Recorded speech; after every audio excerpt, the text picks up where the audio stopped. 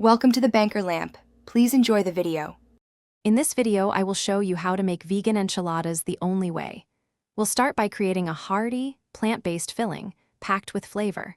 Then, we'll dive into crafting a rich, homemade enchilada sauce that truly elevates the dish. Next, I'll guide you through assembling these delicious rolls, ensuring every bite is perfect.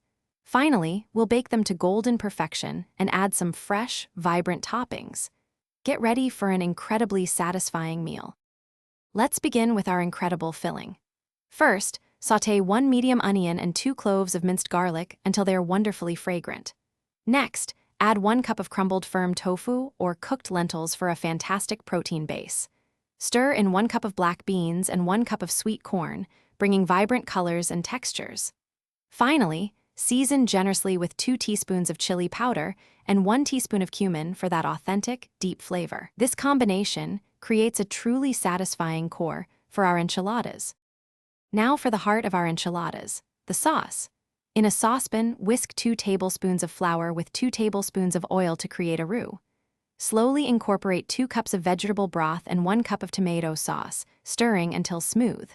Season with 1 teaspoon of chili powder and a half teaspoon of dried oregano for a rich, savory depth. Once your sauce is ready, dip each tortilla, fill it with our delicious mixture, roll it up, and arrange them snugly in a 9 by 13-inch baking dish. Pour the remaining sauce over the top.